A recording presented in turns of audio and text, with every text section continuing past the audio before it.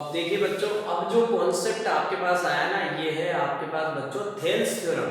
Thales theorem के यहाँ पे हमारे पास टू नेम्स हो रहे हैं, एक है बेसिक प्रोपोर्शनलिटी थ्योरम और है बीपीटी। ये इस चैप्टर का सबसे इंपॉर्टेंट कॉन्सेप्ट है, लेकिन मैंने आपको इससे पहले सिमिलरिटी के बारे में पढ़ाया। वो क्यों पढ़ाया? क्योंकि मैं इस थ्योरम को सिमिलरिटी का यूज करके प्रूव करूंगा। जनरली कोई भी टीचर अगर आपको पढ़ाएगा ना, तो वो आपको पहले थेल्स थ्योरम पढ़ाएगा, बाद में वो आपको ट्रायंगल की सिमिलरिटी के बारे में बताएगा, लेकिन अपना स्टाइल अलग है। क्यों? क्योंकि इस थ्योरम को अगर आप किसी दूसरे मेथड से प्रूव करेंगे ना, तो आपको बहुत सारी चीजें याद रखनी पड़ेगी, और मेरी स्टाइल में इस थ्योरम का काम बहुत इजीली सॉल्व हो जाएगा। तो हमको यहाँ पे कौन सी थ्योरम प्रूव करनी है? थेल्स थ्योरम प्रूव करनी है, बेसिक प्रोपोर्शनल थ्योरम प्रूव करनी है, और शॉर्ट में हम बोलते हैं बच्चों बीपीटी। बड़ी सिंपल सी थ्योरम है, एग्जाम में डायरेक्ट आती है, एग्जाम में सीधा सीधा क्वेश्चन आता है कई बार, प्रूव थेल्स थ्योरम। तो मजा आ गया ना यार, इससे ज्यादा मजे की बात ही क्या है? क्या है, थ्योरम याद है और सीधा सीधा अपन वहां पे क्या करेंगे, अप्लाई कर देंगे। और कई बार इस थ्योरम पे बेस्ड क्वेश्चन भी आते हैं, और इस थ्योरम का यूज क्या है कि जब आप ट्रायंगल्स को सिमिलर करते हैं ना, तो आपको कभी कभी इस थ्योरम के भी यूज को अप्लाई करना पड़ सकता है। तो देखिए कैसे करेंगे। सबसे पहले हमने यहाँ पे आपको बोला थ्योरम, आपको पहले एक्सप्लेन कर देता हूँ कि थेल्स थ्योरम होती क्या है।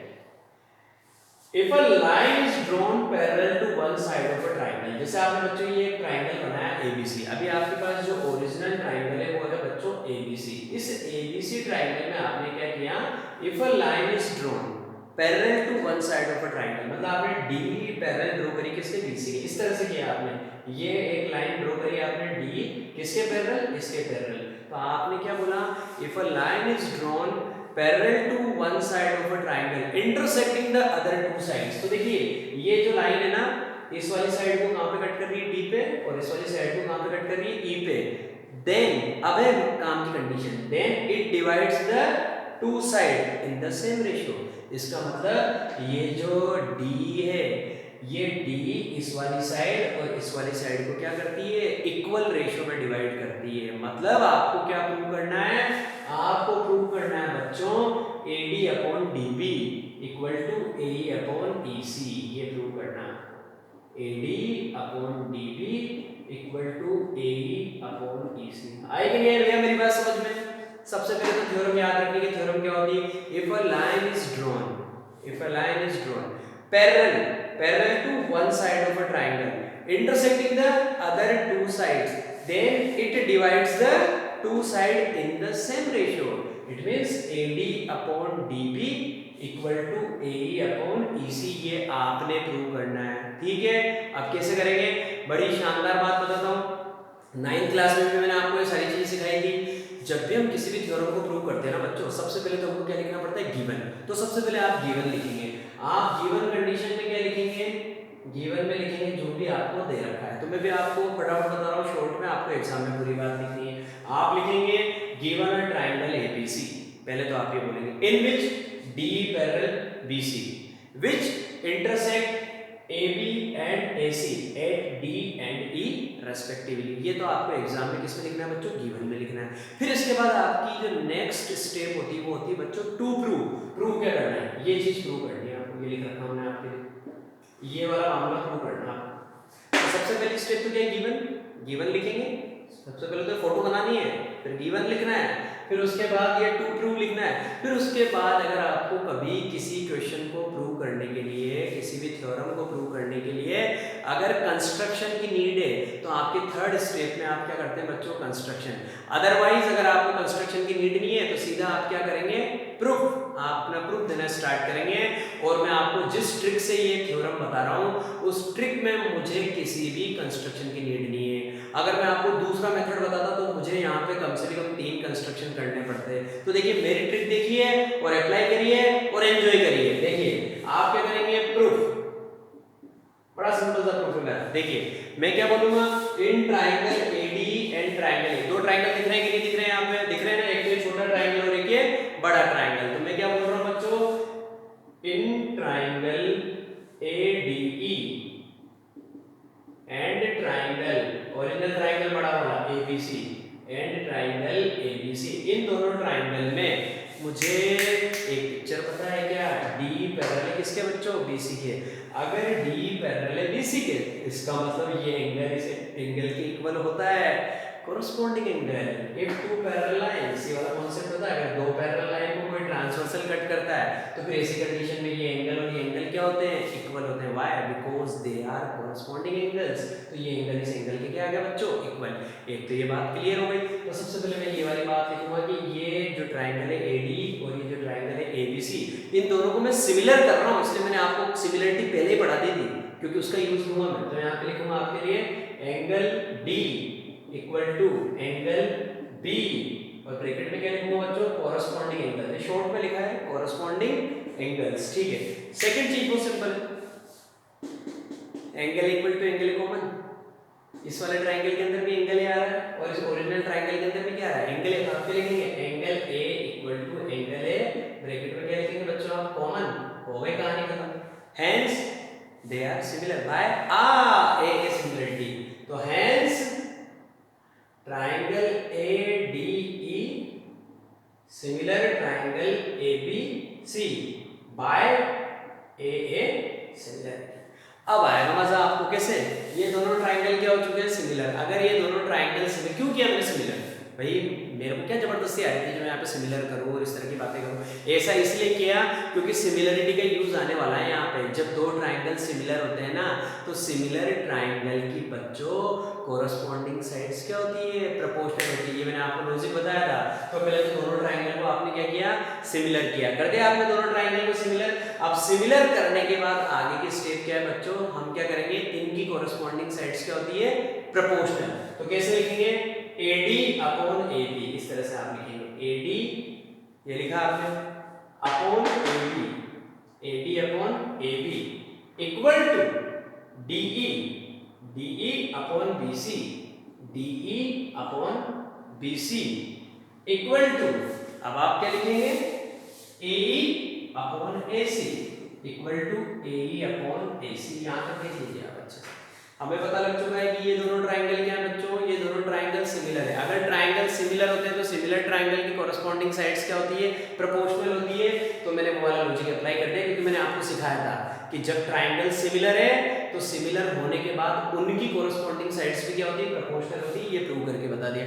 अब इसका हमारे पास जो यूज है वो बड़ा शानदार है, वो आने वाला है। देखिए आप कैसे यूज आएगा इसका, आप देखिए बच्चों, कोरस्पॉन्डिंग साइड्स प्रोपोर्शनल हो गई।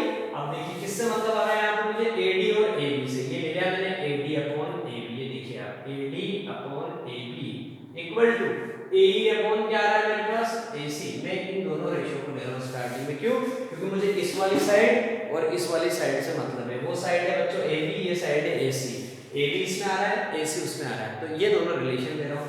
तो इक्वल टू में लिखना है मैंने AE अपॉन AC। आएगा यहाँ बच्चों समझ में, हमने क्या लिखा, AD अपॉन AB बराबर AE अपॉन AC। ठीक है, अब क्या करूंगा मैं, अब बड़ा सिंपल सा कॉन्सेप्ट है, मैं इसका रेसिप्रोकल कर दूंगा। क्यों, क्योंकि अगर हमें पता है कि 1 अपॉन x अगर 1 अपॉन y के इक्वल है, तो फिर इनका रेसिप्रोकल करेंगे तो x किसके इक्वल आएगा, y के। तो इसका मतलब अगर ये दोनों बराबर है तो फिर इनके रेसिप्रोकल भी क्या होते हैं, आपस में इक्वल। बड़ा सिंपल सा लॉजिक है। तो मैंने क्या किया, रेसिप्रोकल कर दिया, AB upon AD equal to AC upon AE। Clear है मेरी बात, AB upon AD equal to AC upon AE। इसके बाद अब मैं क्या करूंगा, अब बड़ा शानदार काम करने वाला हूं, सब्ट्रैक्टिंग 1 फ्रॉम बोथ साइड। दोनों साइड से मैंने क्या किया बच्चों, 1 माइनस कर दिया। मतलब मैंने AB अपॉन AD इसमें से भी 1 माइनस कर दिया। क्यों, क्योंकि इक्वेशन में मैं सेम नंबर ऐड कर सकता हूं और सेम नंबर माइनस भी कर सकता हूं। तो वो कॉन्सेप्ट अप्लाई किया, यहां पे 1 माइनस कर दिया, इधर लिखा AC अपॉन AE माइनस 1। ऐसा करते हैं क्या, ऐसा करते हैं, मुझे मजा आने वाला है, देखना। जैसे ये काम करूंगा मैं, एलसीएम लूंगा, एलसीएम लूंगा तो AD आएगा, यहां पे क्या आ जाएगा ऊपर, AB माइनस AD। तो हमारे पास स्टेप क्या आ जाएगी, AB माइनस AD, और अपॉन में क्या आ जाएगा बच्चों, AD। ये आ गया आपके पास अपॉन में AD इक्वल टू, यहां पे same picture, AC minus AE, AC minus AE, और अपॉन में क्या आ गया बच्चों, AE। ये अब देखिए काम कीजिए, AB में से किसको माइनस करना है, AD को। AB में से AD को माइनस करना है, ये रहा भैया AB। AB में से किसको माइनस कर दिया आपने, AD को, क्या बचा, BD।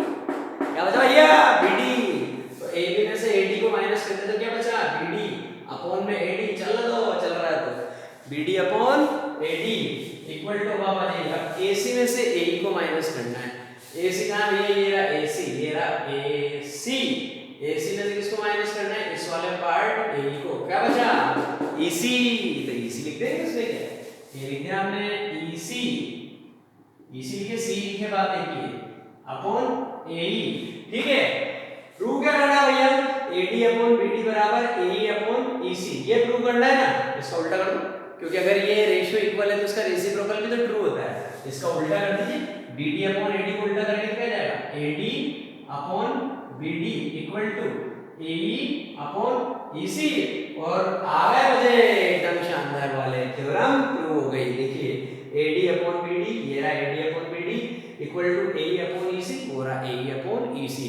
तो भैया ये मेरी ट्रिक थी थेल्स थ्योरम को प्रूव करने की, और बड़ी शानदार ट्रिक है। आपका दिल करता है कि आपको ये ट्रिक पसंद आई तो आप वीडियो देखने के बाद लाइक करिए, सब्सक्राइब करिए, और जो बच्चे प्यारे प्यारे यहाँ पे बैठे हुए हैं मेरी क्लास को एंजॉय कर रहे हैं, तुम्हें तो एग्जाम में इस थ्योरम को ऐसे ही प्रूव करना है, ठीक है। अब आपके पास एक नई पिक्चर और लेके आएंगे, क्या, कन्वर्स ऑफ थेल्स थ्योरम, फिर उसके बाद इन दोनों से रिलेटेड क्वेश्चंस लेके आएंगे कल। आज आपको एक थ्योरम और एक्सप्लेन करूंगा, कौन सी, कन्वर्स ऑफ थेल्स थ्योरम, इसी का ही भाई है, बहुत सिंपल है। अब बात करेंगे बच्चों किसके बारे में, कन्वर्स ऑफ थेल्स थ्योरम के बारे में बात करेंगे, और बहुत ही अच्छी थ्योरम है और है भी बड़ी सिंपल। अगर आपको थेल्स थ्योरम समझ में आ गई तो आपको ये भी बहुत इजीली समझ में आ जाएगी, ठीक है, और उसी से कनेक्टेड है। तो पहले थेल्स पढ़नी पड़ती है, फिर कन्वर्स ऑफ थेल्स थ्योरम पढ़नी पड़ती है। इसमें क्या होता है, पहले तो मैं आपको बता देता हूँ कि थ्योरम होती क्या है। देखिए, if a line divides any two sides of a triangle in the same ratio, अगर कोई भी लाइन ट्रायंगल की कोई सी भी दो साइड्स को सेम रेशियो में डिवाइड करी, सपोज मैंने क्या बोला, ये जो लाइन है DE, ये लाइन DE क्या कर रही है बच्चों, इस ट्रायंगल की साइड AB और AC को क्या कर रही है, सेम रेशियो में डिवाइड कर रही है। मतलब यहाँ पे गिवन क्या है, यहाँ पे गिवन वो है जो थेल्स में प्रूव करना था। यहाँ पे गिवन है AD अपॉन DB, तो गिवन में जो है वो सबसे पहले लिखना पड़ेगा, क्योंकि थ्योरम जब प्रूव करेंगे तो सबसे पहले गिवन लिखेंगे। AD अपॉन DB, गिवन में आपको दे रखा है बच्चों AD upon DB equal to AE upon EC, ये मैंने आपको दे रखा है। तो मैं क्या लिखूंगा सबसे पहले एग्जाम में, गिवन अ ट्रायंगल ABC, ठीक है, ये डायलॉग वहां पे देना है आपको, इन विच आप क्या बोलेंगे, AD upon DB equal to AE upon EC, ये इसने जो बात बोली वो मैंने लिखी है यहाँ पे। If a line divides any two sides of a triangle in the same ratio, कर लिया भाई, कर लिया, ठीक है। अब आगे क्या करना है, then the line must be parallel to the third side, ये मुझे प्रूव करना है। मतलब जो थेल्स में गिवन था वो यहाँ पे प्रूव करना है। आई कि नहीं है मेरी बात समझ में? तो हमको क्या प्रूव करना है कि ये जो D है ना, ये इस BC के क्या होना चाहिए, पैरेलल होना चाहिए। तो सबसे पहले लिख देते हैं टू प्रूव, ठीक है भैया, करेंगे, तुझे भी करेंगे, और क्या करें, थेल्स को किया है तो तुझे भी करेंगे। To prove D parallel BC, D को BC के पैरेलल प्रूव करना है। अब बहुत सीधा आदमी हूं मैं, मुझे क्या हुआ, कुछ ख्याल आया, मैंने सोचा यार ये प्रूव करना है तो कुछ अलग स्टाइल से प्रूव करते हैं। तो एक अच्छा मेथड बताता हूँ मैं आपको यहाँ पे, ये D पैरेलल करनी किसके, BC के पैरेलल प्रूव करनी है। मैंने बोला नहीं है, ये तो पैरेलल नहीं है, मैं यहाँ पे कॉन्ट्राडिक्शन मेथड अप्लाई करूंगा। मतलब मैं जो बोलूंगा, मैं बोलूंगा लास्ट में कि मैं ही गलत हूँ, मैं पागल आदमी हूँ, मैंने गलती कर दी, इसका मतलब ये आदमी जो कहता है वही सही है। अभी ये काम करने वाला हूँ मैं यहाँ पे। पहले मैं क्या करूंगा, अपने लॉजिक लाऊंगा, बेवकूफी करूंगा, और फिर लास्ट में जाके क्या बोलूंगा, मुझसे गलती हो गई, यही है जो भी है। तो देखिए, हमें प्रूव करना है कि D पैरेलल होनी चाहिए BC के। मैंने तो इसकी बात नहीं मानी, मैंने क्या बोला, इफ पॉसिबल, प्रूफ में क्या लिखूंगा, इफ पॉसिबल लेट, देखिए पहले लिखता हूँ फिर शो करूंगा, if possible let D is not parallel to BC, D is not parallel to BC। मैंने उसकी बात को डिनाई कर दिया कि ये जो D है BC के पैरेलल नहीं है। फिर मैं उसे कहता हूँ लेकिन मैं ड्रॉ कर सकता हूँ यहाँ मेरे मन से, अगर ये पैरेलल नहीं है तो अपन यहाँ से एक पैरेलल लाइन ड्रॉ कर सकते हैं कि नहीं कर सकते? बिल्कुल कर सकते हैं, क्योंकि हमने तो बहुत पहले पढ़ा हुआ है कि अगर हमारे पास प्लेन में कोई लाइन दे रखी है और किसी भी पॉइंट से इसके पैरेलल लाइन ड्रॉ करनी, तो एक लाइन हम हमेशा ड्रॉ कर सकते हैं। तो मैंने क्या बोला कि लेट DF पैरेलल BC, एक नई पिक्चर बना दी मैंने कहा ये नहीं है पैरेलल, पैरेलल कौन है, मेरी वाली पैरेलल। मैंने बोला इफ पॉसिबल है D is not parallel to BC। अब मुझसे पूछा अगर ये नहीं है तो फिर कौन है, मैंने कहा ये है,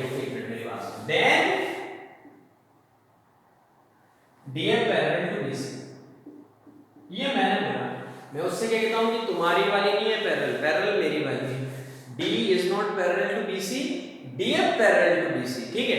अब जैसे ही मैंने ये बात बोली ना, बोलते ही मुझे भी मजा आ गया। कैसे? मैं बोलूंगा भैया अब मैं थेल्स लगाऊंगा, क्यों? क्योंकि अगर ट्राइंगल के अंदर हमको पता होता है ना कि पैरेलल लाइन हमने ड्रॉ कर रखी है, तो फिर उस कंडीशन में थेल्स लगती है। तो मेरा डायलॉग क्या है? DF पैरेलल BC, ये DF पैरेलल है BC के।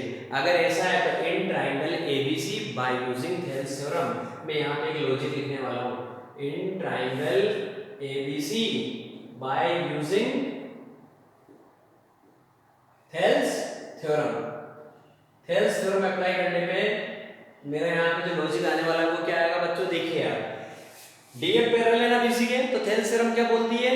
If a line divides any two sides of a triangle, जो यहाँ पे उसका उल्टा चलेगा वहां पे, ये पैरेलल है किसके? इसके। इसका मतलब AD upon DB equal to AF upon FC। ये थेल्स में होता है कि अगर ये लाइन पैरेलल है तो ये इन दोनों रिमेनिंग साइड्स को इक्वल रेशियो में डिवाइड करेगी। मतलब आप क्या बोलेंगे? AD upon DB। आप बोलेंगे बच्चों AD upon DB equal to, आप बोलेंगे AF अपॉन FC, आप बोलेंगे AF अपॉन FC। ये बात आपको करनी पड़ेगी। कर दिया आपने ये बात। अब इसके बाद सबसे शानदार मजा आने वाला है। देखिए दो मैंने आपके सामने यहाँ कंडीशन छोड़ दी, मजा आएगा आपको। इसको तो बोला मैंने फर्स्ट कंडीशन इक्वेशन नंबर 1, और इसको बोला मैंने सेकंड कंडीशन इक्वेशन नंबर 2। ये मुझे गिवन थी, गिवन और जो मैंने बनाई, आप इन दोनों को देखिए, दोनों का LHS पार्ट इक्वल है। ये भी AD अपॉन DB, ये भी AD अपॉन DB। अगर ऐसा होता है तो और मजा आ जाता है। कैसे? कि अगर इन दोनों इक्वेशन का LHS पार्ट इक्वल है तो इन दोनों इक्वेशन का RHS पार्ट भी इक्वल आएगा। तो from equation 1 and equation 2 we can conclude that AE upon EC equal to AF upon FC। अब आएंगे मजे। AE upon EC equal to AF upon FC। ये हो गया भैया मेरे पास कि AE अपॉन EC किसके बराबर आ गया? ये रहा AE अपॉन EC। ये किसके बराबर आ गया बच्चों? AF अपॉन FC के बराबर आ गया। ठीक है। अब इसके बाद देखिए और मजा आएगा। तो देखिए बराबर आ चुका है आपके पास AE अपॉन EC किसके बराबर आ गया? AF अपॉन FC के। अब आपको क्या करना है? Adding 1 on both side. दोनों साइड पे आप 1 प्लस कर दीजिए, इधर भी 1 प्लस कर दीजिए, इधर भी 1 प्लस कर दीजिए। तो आप कैसे लिखेंगे? AE अपॉन EC प्लस 1, क्योंकि जब दोनों इक्वल है तो मैं सेम नंबर ऐड कर सकता हूं इक्वेशन में दोनों तरफ, equal to AF upon FC plus 1। जैसे ये काम करूंगा, एलसीएम लूंगा, तो ये इधर जाके सीधा मल्टीप्लाई हो जाएगा, तो क्या हो जाएगा? AE plus EC। थेल्स में भी मैंने आपको सेम चीज बताई थी, AE plus EC upon EC equal to, यहाँ पे आप लिखेंगे वही सेम, FC यहाँ मल्टीप्लाई हो जाएगा AF plus FC upon FC। AE plus EC ये रहा, AE प्लस EC, इसका मतलब क्या हो गया? AC, क्योंकि टोटल लेंथ आ चुकी है। AE प्लस EC का मतलब क्या हो गया बच्चों? AC। ये आ गया आपके पास AC upon EC, AC upon EC equal to AF plus FC का है, ये रहा AF, AF में FC को प्लस करूंगा वापस AC, ये रहा AF और ये रहा FC, तो वापस कितना आ गया? AC, AC upon FC। आई कि नहीं है मेरी बात समझ में? AC अपॉन EC बराबर AC अपॉन FC। और यहीं से एक और शानदार मजा आ गया। देखिए यहाँ भी AC, यहाँ भी AC, इसका मतलब इस AC से AC की पिक्चर खत्म। मतलब 1 अपॉन EC किसके बराबर आ गया? 1 अपॉन FC के। कैसे लिखूंगा? 1 upon EC equal to 1 upon FC। अगर ऐसा है तो इसका मतलब EC किसके बराबर है? FC के। तो मैं यहाँ से क्या लिखूंगा? हेंस EC बराबर FC। और ये बात बोलते ही मेरी पिक्चर फ्लो हो चुकी है। कैसे? देखिए आप, कौन किसके बराबर आ गया यहाँ पे आपके पास? EC बराबर FC। ये रहा EC, ये रहा बच्चों EC, और ये रहा आपके पास FC। तो क्या प्रैक्टिकली आपको देखने से लग रहा है कि EC और FC दोनों बराबर हो सकते हैं? नहीं हो सकते ना। तो इसका मतलब क्या हुआ? इसका मतलब ये हुआ कि ये जो मैंने प्रोग्राम किया ना यहाँ पे गलत हो गया। This is a contradiction. तो इसका मतलब इसको सही कैसे करूं? लफड़ा पड़ गया। तो एक लफड़ा जो मेरे यहाँ पे पड़ गया उसको मैं सही कर सकता हूँ। कैसे? मैं इतनी शानदार बात बोलूं और पागल बना दूं उसको एग्जामिनर को। कैसे? मैं बोलूं कि यार भैया ये तो गलती हो गई थोड़ी सी, कि ये जो EC FC के बराबर आ गया ना मुझसे, ऐसा तो नहीं हो सकता। तो फिर क्या होना चाहिए? इसका मतलब E और F ये दोनों पॉइंट कोइंसाइड करेंगे। मतलब F मान ही F कहाँ है? E के ऊपर है। आया कि नहीं आया मजा? ये बोलना है और काम खत्म। तो हम क्या बोलेंगे कि this is a contradiction, EC equal to FC, और लास्ट में जाके लिखेंगे but this is not possible. Why? Because this is a contradiction. क्योंकि EC और FC तो बराबर तभी हो सकते हैं जब F क्या करे बच्चों, E को कोइंसाइड करे। तो ये आपको एग्जाम में लिखना है। सबसे पहले आप लिखेंगे but this is not possible and it is possible only in that case if F coincides with E। Clear है मेरी बात? और ये हमारी थ्योरम प्रूव हो जाएगी। आया कि नहीं आया मजा आपको? इसका मतलब क्या हुआ? इसका मतलब ये हुआ कि जो D है ना वही पैरेलल है किसके, BC के। ये जो DF मैंने बनाई थी ना, मैंने पागलपन किया था, तो पागलपन नहीं करना है। बाद में जाके मेरा पागलपन क्या हो गया, सही हो गया। इसका मतलब DF पैरेलल है BC के, D है BC के पैरेलल। तो बहुत बढ़िया आदमी था, बहुत सही बात करता है। देखिए D पैरेलल BC और थेल्स थ्योरम का कन्वर्स प्रूव हो चुका है। ठीक है बच्चों, बाकी कल मिलेंगे।